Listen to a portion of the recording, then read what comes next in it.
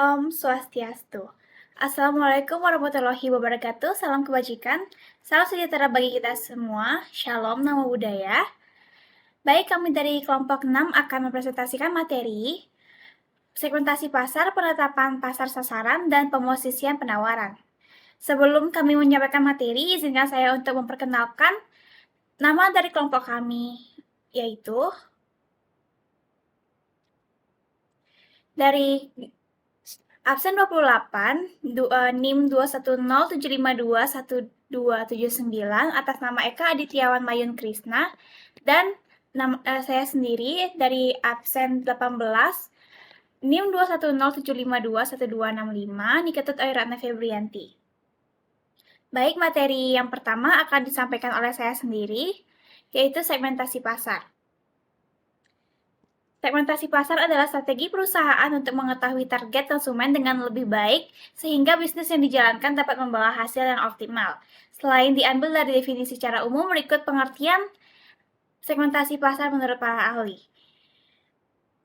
Yang pertama, Basu Swasta Darmesta dan T. Hani Handoko pada tahun 2013 mengatakan segmentasi pasar adalah membagi pasar menjadi suatu segmen-segmen sasaran penjualan tertentu dan akan dicapai dengan menggunakan marketing mix. Dan selanjutnya, Kotler dan Armstrong yang mengatakan segmentasi pasar adalah pembagian sebuah pasar menjadi suatu kelompok pembeli yang berbeda. Tujuannya untuk membentuk kelompok pasar yang homogen sehingga di dalam pasar tersebut dapat ditargetkan untuk memasarkan sebuah produk tertentu yang sesuai dengan kebutuhan, keinginan, dan karakteristik pembeli. Selanjutnya, jenis-jenis segmentasi pasar. Sebelum memasarkan produk pada bisnis yang Anda jalankan, ada baiknya Anda perlu mengetahui jenis-jenis segmentasi pasar yang ada saat ini, yaitu yang pertama segmentasi lokasi. Tipe segmentasi lokasi ini mungkin lebih banyak diaplikasikan di Indonesia. Contohnya saja, jika target utama adalah negara Indonesia, maka perusahaan biasanya akan membangun perusahaan yang lokasinya berada di Indonesia. Tujuan utamanya adalah agar lebih dekat kepada konsumen sehingga mengeluarkan biaya semua hingga ditekan lebih murah. Yang kedua, segmentasi waktu. Segmentasi waktu ini lebih jarang digunakan, tetapi biasa pada waktu-waktu tertentu segmentasi ini bisa diterapkan. Contohnya, jasa fotografi akan laku saat musim wisuda, penjual baju akan kebanjiran pesanan saat mendekati Idul Fitri, dan sebagainya. Yang ketiga, segmentasi harga. Dengan menggunakan segmentasi harga, Anda dapat lebih mudah mempertimbangkan tentang kekuatan ekonomi dari calon konsumen kita pastinya berbeda-beda. Ada yang mampu dengan membeli dengan harga tinggi, ada juga yang hanya mampu membeli dengan harga rendah. Apabila memang segmentasi pasarnya luas, Anda bisa menerapkan harga pada setiap produk mulai dari harga rendah, menengah, dan tinggi agar semua kalangan bisa masuk. Yang keempat, yaitu demografi. Faktor jenis kelamin, usia, dan penghasilan merupakan variabel yang paling banyak digunakan pada segmentasi demografi. Karena bisa jadi produk yang dijual hanya cocok untuk laki-laki, sedangkan perempuan sudah berbeda. Ada lagi produk yang hanya dikhususkan kepada orang dewasa saja, sehingga Anda harus melakukan segmentasi demografi ini agar tidak salah sasaran. Yang kelima, psikografis. Segmentasi ini meliputi perilaku konsumen dalam merespon tren dan stimulasi produk. Data segmentasi ini sulit ditentukan ke dalam kelompok-kelompok karena biasanya memiliki anomali yang cukup besar. Hasil analisis data yang disajikan juga lebih deskriptif. Yang keenam, yaitu sosial budaya. Segmentasi sosial budaya lebih memperhatikan variabel pola sosial dan kebudayaan konsumen. Data yang dianalisis dapat berupa kelas sosial, suku, norma masyarakat dalam lingkup pasar dan daur ulang komunitas. Yang ketujuh, behavioral atau perilaku. Metode ini membuat segmen berdasarkan perilaku atau sifat pelanggan seperti Bagaimana mereka mengunjungi situs web Anda, seperti halaman mana yang mereka kunjungi, tautan mana yang mereka klik, jam berapa mereka berbelanja, kapan terakhir mereka berbelanja, dan sebagainya. Dan apa yang mereka ketahui tentang produk Anda, seperti apakah mereka lebih belajar atau siap melakukan pembelian, bagaimana mereka menggunakan produk Anda, apakah mereka sering kembali untuk mengisi ulang suplai mereka untuk mendapatkan lebih banyak, bagaimana mereka membuat keputusan pembelian, apakah mereka impulsif atau slow respon ketika berbelanja, misalnya beberapa pelanggan menghabiskan waktu berbulan-bulan untuk mempelajari suatu produk dari toko Anda sebelum mereka membelinya. Sementara beberapa pelanggan adalah pembeli yang impulsif yang segera membeli ketika mereka melihat suatu produk. Beberapa orang ingin pergi ke toko Anda untuk melihat produk secara langsung, sementara beberapa orang yang selalu membeli secara online. Ketika Anda tahu bagaimana perilaku pelanggan Anda, lebih mudah untuk memberi mereka apa yang mereka inginkan. Baik, materi selanjutnya akan disampaikan oleh rekan saya. Waktu dan tempat dipersilahkan.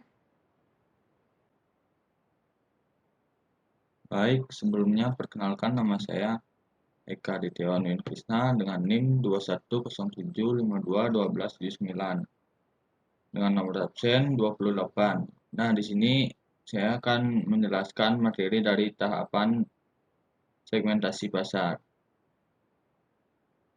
Proses dimulai dengan menetapkan kriteria untuk segmentasi. Lalu kemudian pemasar membagi pasar yang heterogen ke dalam subkelompok yang homogen. Nah, setelah itu karakteristik segmen-segmen tersebut diidentifikasi dan dianalisis. Pemasar harus mengevaluasi daya tarik segmen pasar berdasarkan kriteria-kriteria di atas. Nah, sebagai contoh misalnya terkait dengan ukuran dan prospek pertumbuhan. Selain itu, pemasar juga harus mempertimbangkan sumber daya dan kapabilitas perusahaan. Reputasi dan kemampuan perusahaan untuk melayani segmen pasar juga menjadi pertimbangan lainnya. Apakah perusahaan memiliki pengalaman, keterampilan, dan pengetahuan sebelumnya dengan segmen pasar yang serupa. Dari pertimbangan-pertimbangan tersebut, pemasar kemudian memilih segmen yang berpotensi menguntungkan untuk digarapnya. Nah, materi yang kedua yaitu penetapan pasar sasaran. Penetapan pasar sasaran ini merupakan kegiatan yang berisi dan menilai serta memilih satu atau lebih segmen pasar yang akan dimasuki oleh suatu perusahaan. Apabila perusahaan ingin menentukan segmen-segmen pasar yang mana akan dimasukinya, maka langkah yang pertama adalah menghitung dan menilai potensi profit dari berbagai segmen yang ada tadi. Maka dalam hal ini pemasar juga harus mengerti betul tentang teknik-teknik dalam mengukur potensi pasar dan meramalkan permintaan pada masa yang akan datang. Teknik-teknik yang dipergunakan ini sangat bermanfaat dalam memilih pasar sasaran, sehingga pemasar dapat menghindarkan kesalahan-kesalahan yang terjadi atau paling tidak mengurangi sekecil mungkin dalam prakteknya. Maka untuk tujuan tersebut, perusahaan harus membagi-bagi pasar menjadi segmen-segmen pasar utama setiap segmen pasar kemudian dievaluasi, dipilih, dan diterapkan segmen tertentu sebagai sasaran.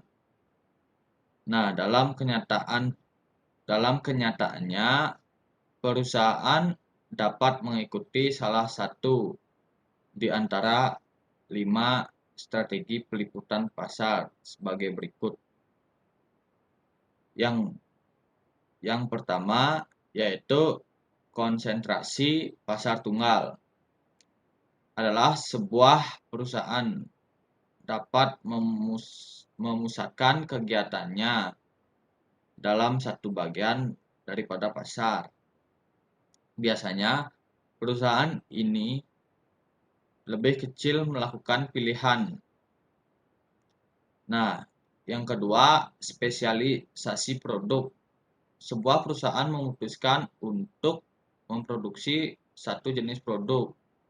Misalnya, sebuah perusahaan memutuskan untuk memproduksi hanya mesin tik listrik bagi sekelompok pelanggan. Yang ketiga, yaitu ada spesialisasi pasar. Misalnya, sebuah perusahaan memutuskan untuk membuat segala macam mesin tik, tetapi diarahkan untuk kelompok pelanggan yang kecil. Yang keempat, spesialisasi selektif, yaitu sebuah perusahaan bergerak dalam berbagai kegiatan usaha yang tidak ada hubungannya dengan yang lainnya, terkecuali bahwa setiap kegiatan usaha itu mengandung peluang yang menarik.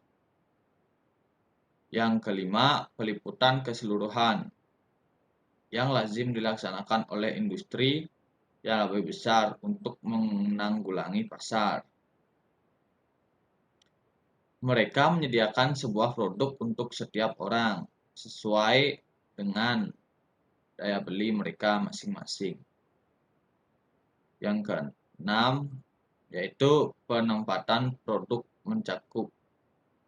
Kegiatan merumuskan penempatan produk dalam persaingan dan menetapkan bauran pemasaran yang terperinci.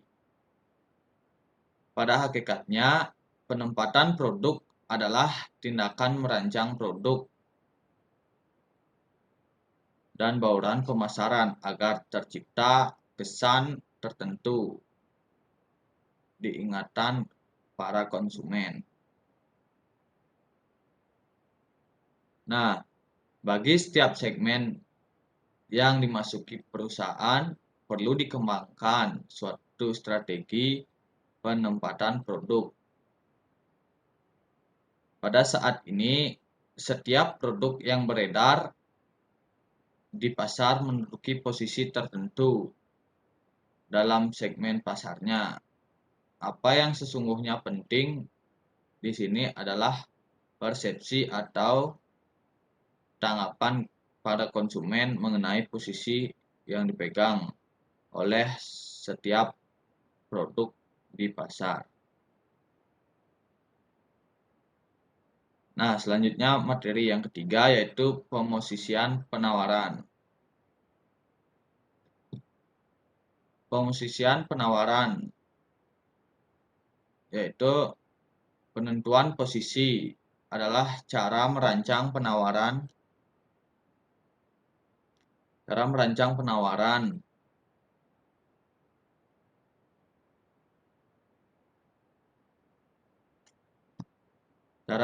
penawaran dan citra perusahaan sehingga menempati tempat khusus dan dihargai dalam benak pelanggannya. Dalam menentukan posisi, perusahaan perlu memutuskan beberapa banyak perbedaan dan perbedaan mana yang akan dipromosikan pada pasar tersebut. Posisi terbaik yang harus dipromosikan umumnya adalah mutu terbaik, layanan terbaik, harga termurah, dan teknologi paling mutakhir. Kalau perusahaan mempromosikan salah satu posisi ini dengan benar-benar membuktikannya, masyarakat tahu dan ingat keunggulan tersebut. Tentu tidak semua orang setuju bahwa penentuan posisi dengan yang terbaik. Perusahaan boleh mencoba penentuan posisi dengan dua manfaat. Misalnya, bila dua atau lebih perusahaan menyatakan diri terbaik untuk ciri yang sama. Baik, sekian pemaparan materi dari saya. Waktu dan tempat saya kembalikan ke moderator.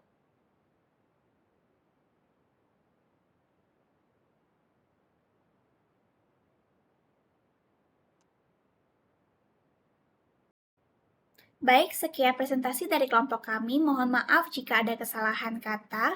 Kami tutup dengan Pramasanti. Om Santi Santi Santi Om.